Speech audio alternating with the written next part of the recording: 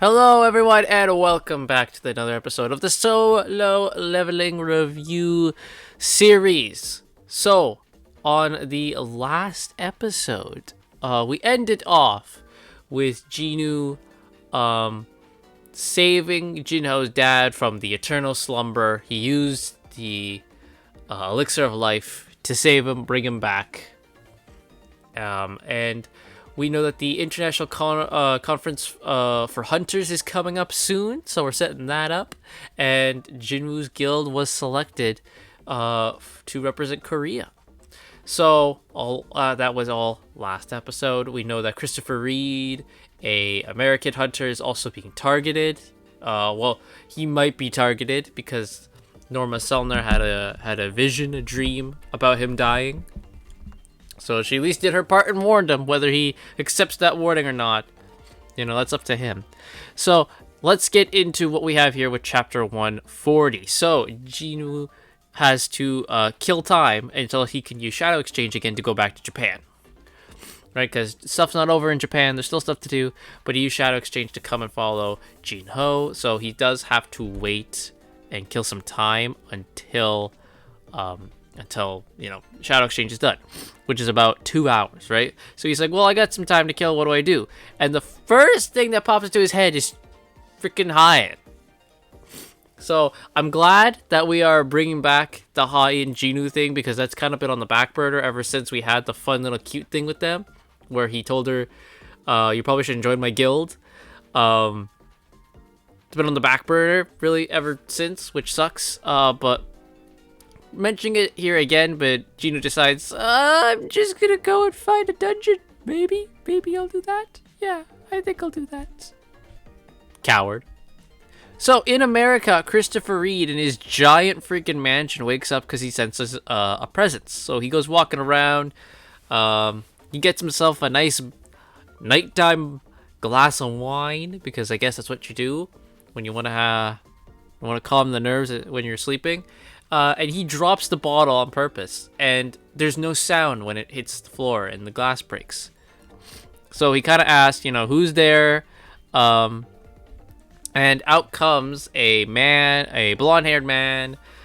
He is another one of these monarchs that we have seen. And he's here. So we find out that also 2 other monarchs have appeared behind Christopher, but Christopher doesn't recognize them, right? He doesn't know this. So, all the monarch says, this new blonde monarch, is he says, you will not be able to save anything if you keep accommodating to these human beings, fragment of brilliant light. And Christopher Reed's like, the hell are you talking about? And he goes, I'm not talking to you. I'm talking to someone above who's connected to you.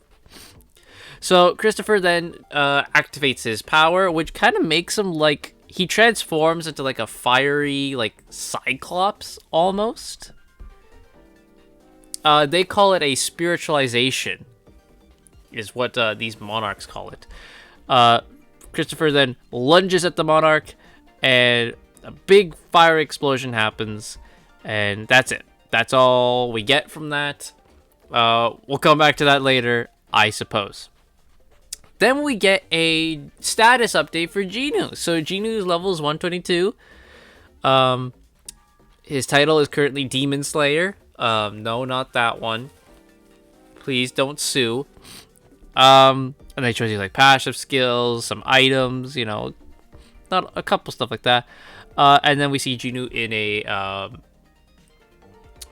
a limo. He is being driven to the airport so that way he can get on a plane to go to the conference, right? To go to the International Hunter Conference. On his plane, he just so happens to be sat next to Adam White. Who you remember Adam White? He's that American guy who tried to recruit him the first time. Well, not recruit him, but he told Jinwoo that, America's looking to recruit him. There is a funny thing where he's like, Adam White's like, oh, you still remember me after our first meeting. And then it turns out that's like, no, Beru. Jinwoo's like, I had no idea who the hell you were. And Beru just like is whispering to him in his ear. He's like, that is Adam White. You can't get the name wrong. Which was nice. So Adam White says that he's got something to tell Genu. And he opens up his computer and he shows a Christopher Reeves mansion. It's, completely destroyed, torn to flames. And the big thing is that Christopher Reed is dead.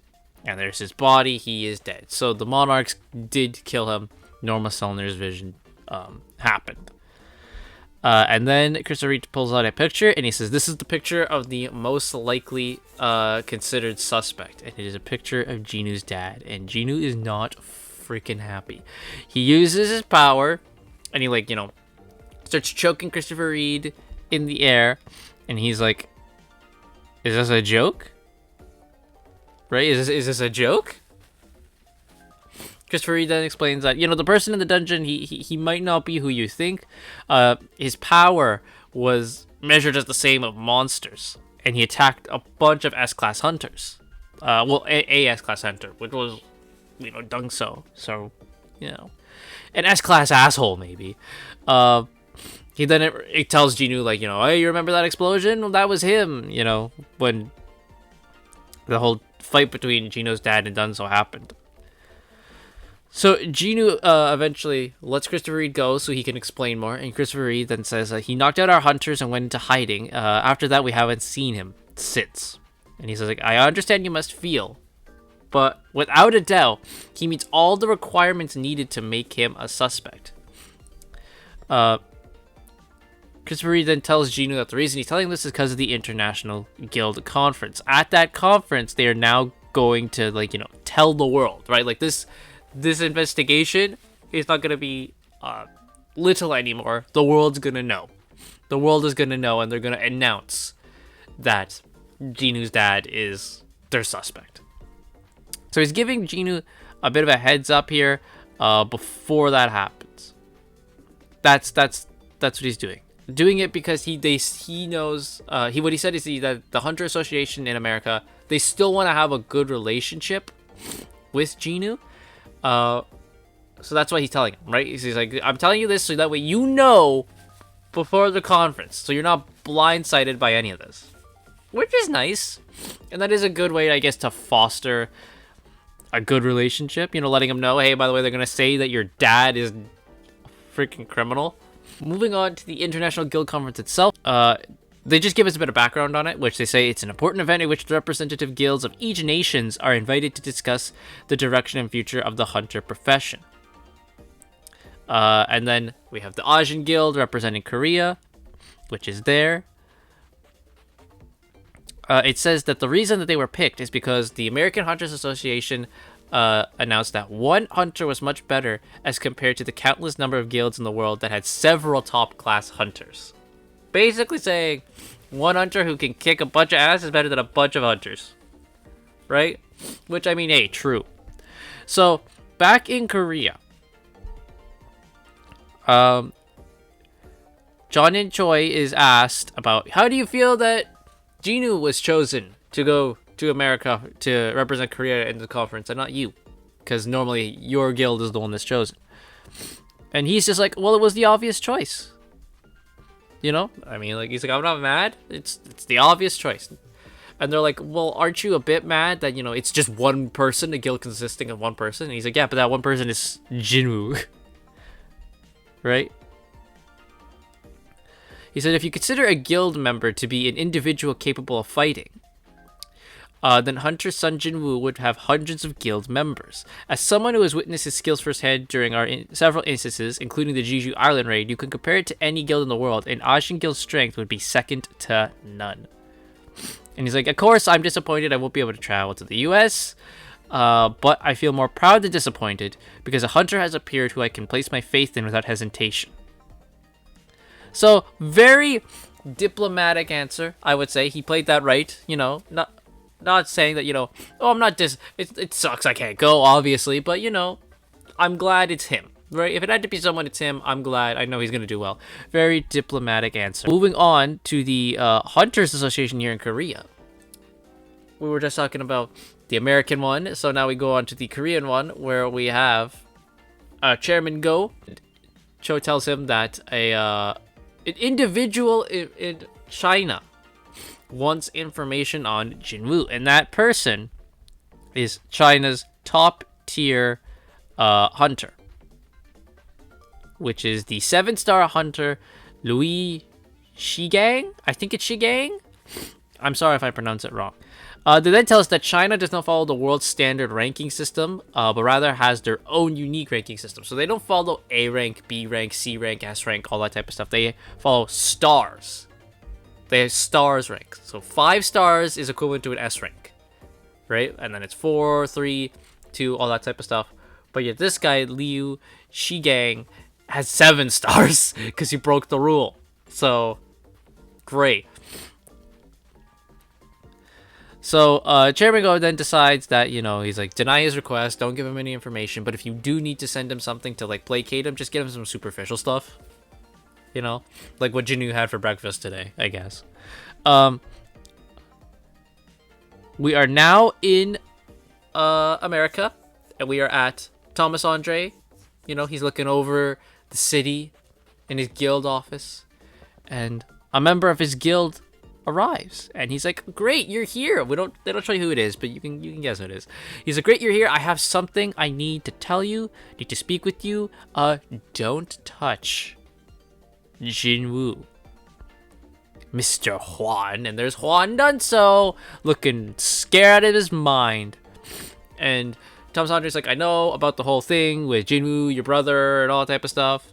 And I know you want closure. But do not touch Jinwoo.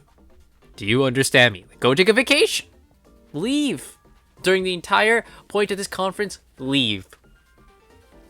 And then Huang's like, okay, I'll do that. And he walks away. And then Thomas Andre's assistant's like, do you think he'll listen? And he's like, no. No, he won't. He's like, so just keep an eye on him. And then you could see Huan's face as he walks out. This dude is freaking like, what a freaking face.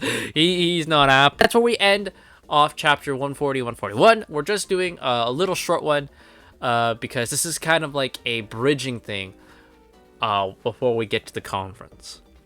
So I figured instead of lumping it in with the conference, we can make it its own separate thing, and then after we kind of go into the whole conference with a lot of other stuff as well, not just the conference. So that's gonna do it for me. I think these 2 chapters were nice. We got to see a bit of a bringing back of the hot end thing, that we haven't forgotten it, even though you kind of have over these past couple of chapters. So I like the fact that you're acknowledging it finally again. The whole international conference is gonna be interesting, of course, and Jinwoo knows that his dad's back, which is very important.